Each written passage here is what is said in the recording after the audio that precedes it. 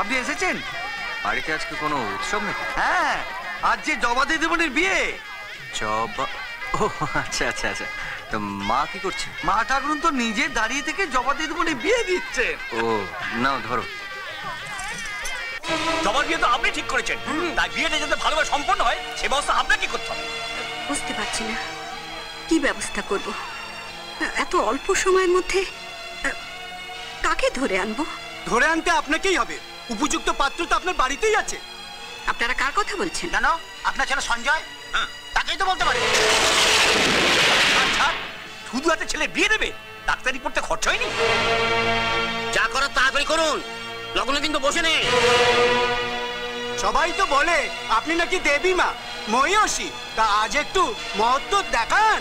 আরে অন্যকে উপদেশ দেওয়া যায়, নিজে দেখাতে গেলে সাহস দরকার, বুকের পাটা চাই। মা মা ওঠা মা।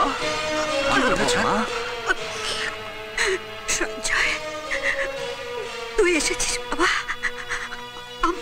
আমার আমার উঁচু মাথাটা হেঁট হয়ে যাচ্ছে সঞ্জয়। আমি সকলের কাছে খুব ছোট হয়ে যাচ্ছি রে। এই লজ্জা থেকে আমাকে বাঁচাতে পারিস একমাত্র তুই। বাবা। দিদিমণি, দিদিমণি, কি হলো? কি হয়েছে? সঞ্জয় দাদাবুর বাড়িতে খুব ঝামেলা হচ্ছে। সে কি? কেন? আর সময় নেই, তুই বিয়ের পিড়িতে গিয়ে বস শিখিস। অসম্ভব মা। মা এর আগে অনেকবার আমি তোমাকে বলার চেষ্টা করেছি, তুমি শুনতে চাওনি মা। আজও শুনবো না, শুনে কোনো লাভ নেই। যদি আমার প্রাণ আর মান বাঁচাতে চাস তাহলে আর দেরি করিস না, বিয়ের পিড়িতে গিয়ে বস শিখিস। হয় না, একজনকে বাঁচাতে গিয়ে আমি আরেকজনকে শেষ করে দেব।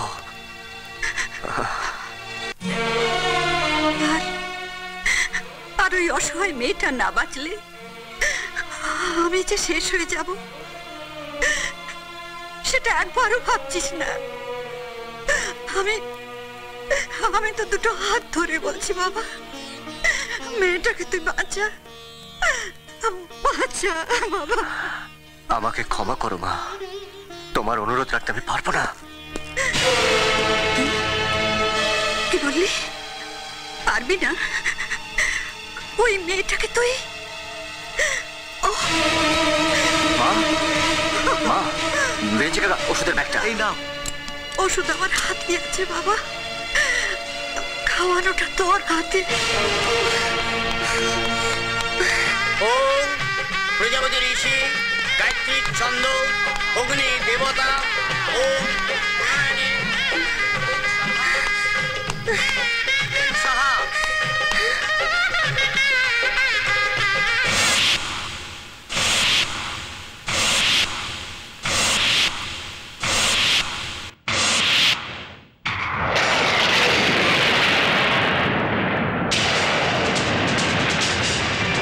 মালাটা তাহলে ঠিক লোকের গলাতেই পড়েছিল বল জবা? সত্যি তোর ফুলের মালার জোর আছে রে জবা। ভাগ্যিসই ঘটকের দেখা পাত্রের সাথে বিয়েটা ভেস্তে গেল, তাহলে আমাদের জবা রানীর কপালে এমন রাজপুত্রের মতো সুন্দর বর জুটতো কোত্থেকে বল? আপনারা দয়া করে একটু বাইরে যান, আমার একটু একলা থাকতে দিন।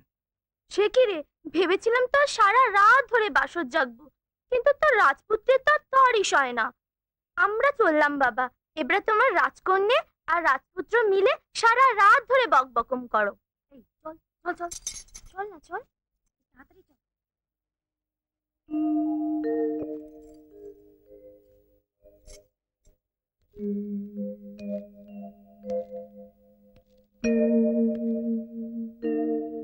আই এম সরি, আমার কাছ থেকে তোমার অনেক আশা, কিন্তু তোমার সেই আশা পূর্ণ করা আমার পক্ষে সম্ভব নয়।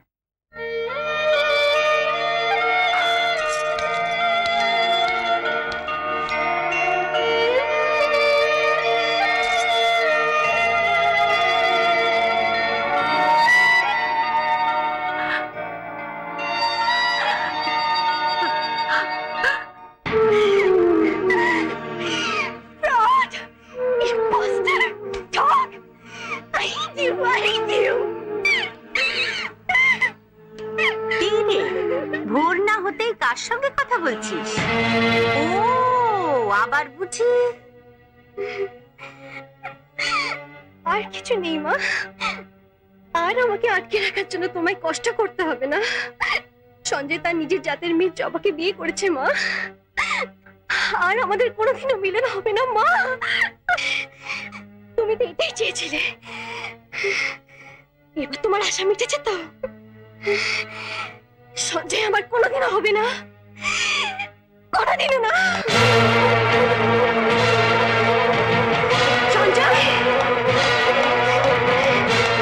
সঞ্জয়, সঞ্জয়, সঞ্জয়, সঞ্জয় কোথায়? আপনি বসুন, আমি ডেকে দিচ্ছি। আপনি চা খান তো? আমি চা নিয়ে আসছি, বসুন না।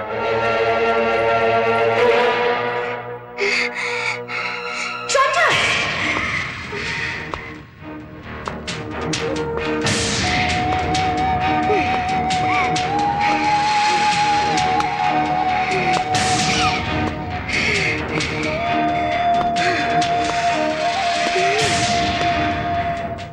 রোজ, তুমি অবাক হয়ে গেছো না? কেন কেন এত বড় বিশ্বাসঘাতকতা করলে আমার সঙ্গে? বলো। জোচ্চোর, ফ্রড, বেঈমান। তুমি তুমি আমার স্বপ্ন ভেঙে তছনছ করে দিয়েছো। তোমার গোলাপকে তুমি মনের ফুলদানিতে সাজিয়ে রাখবে বলেছিলে না? মিথ্যাবাদী! তুমি সেই গোলাপটাকে দু হাতে পিষে শেষ করে দিয়েছো। কেন কেন কেন কেন? যদি জবাকে বিয়ে করবে ঠিক করেছিলে, তাহলে কেন আমাকে ভালোবেসেছিলে বলো? কেন আমাকে ভালোবেসেছিলে ভাই?